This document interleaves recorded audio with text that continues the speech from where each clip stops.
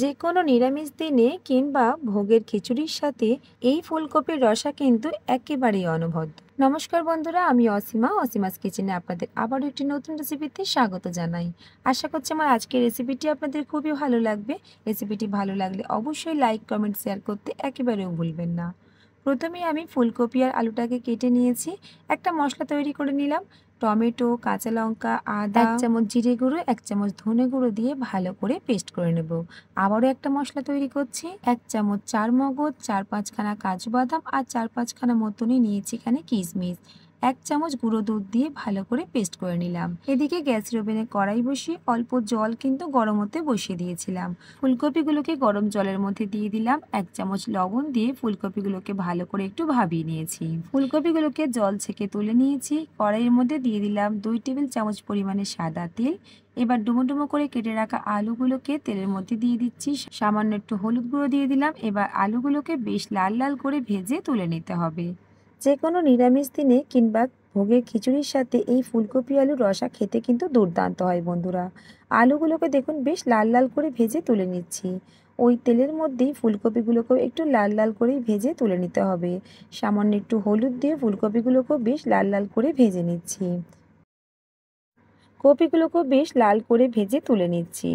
এবার ওই তেলের মধ্যেই দিয়ে দিচ্ছি একটা তেজপাতা, শুকনো লঙ্কা, গোটা গরম মশলা, দারচিনি, এলাচ, লবঙ্গ দিয়েছি আর সামান্য একটু গোটা জিরে দিয়েছি। হালকা করে একটু নাড়াচাড়া করে ভেজে নিচ্ছি। এবার পেস্ট করে রাখা মশলা দিয়ে দিলাম। সাথে সাথেই দিয়ে দিচ্ছি 1/2 চামচ হলুদ গুঁড়ো, 1 চামচ কাশ্মীরি লাল লঙ্কার গুঁড়ো আর স্বাদ মতন লবণ। এবার মশলাটাকে মিডিয়াম আঁচে ভালো করে কষিয়ে নিতে হবে। মশলা থেকে যখন দেখবেন খুব ভালোভাবে তেল ছেড়ে এসছে, ভেজে রাখা আলুগুলোকে দিয়ে দিচ্ছি। আলু দিয়ে আবারও বেশ কিছুক্ষণ ভালো করে মিডিয়াম আঁচে কষিয়ে নিতে হবে। যে কোনো তরকারির মশলা যদি খুব ভালো করে কষিয়ে নেওয়া হয় তার স্বাদ কিন্তু দ্বিগুণ বেড়ে যায়। বন্ধুরা, আমার আজকের রেসিপিটি যদি আপনাদের ভালো লেগে থাকে অবশ্যই একটা লাইক করে দেবেন। আর আপনাদের একটা লাইক কিন্তু পরবর্তী রেসিপি বানাতে আমাকে অনেকটা মোটিভেট করে। মশলা ভালোভাবে কষিয়ে নেবার পর চারমগজ, কাজু বাদাম আর কিশমিশের পেস্টটাও এখানে দিয়ে দিচ্ছি। এবার কিন্তু খুব বেশিক্ষণ কষিয়ে নেওয়া যাবে না, যেহেতু বাদাম আছে খুব তাড়াতাড়ি টেনে আসবে। ভেজে রাখা ফুলকপি দিয়ে সবকিছু একেবারে ভালো করে নাড়াচাড়া করে নিতে হবে।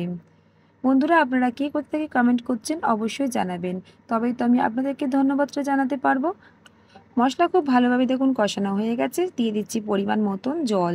জল দিয়ে নাড়াচাড়া করে মিডিয়াম আঁচে ঢেকে দিয়ে রান্নাটা করে নিতে হবে যতক্ষণ না পর্যন্ত আলুটা ভালোভাবে সিদ্ধ হয়ে আসছে। দেখুন আলু এখানে কিন্তু খুব ভালোভাবে সিদ্ধ হয়ে গেছে আর ঝোলটাও কিন্তু অনেকটাই কমে এসছে। খুব বেশি কিন্তু আমি ঝোল কমিয়ে নেব না।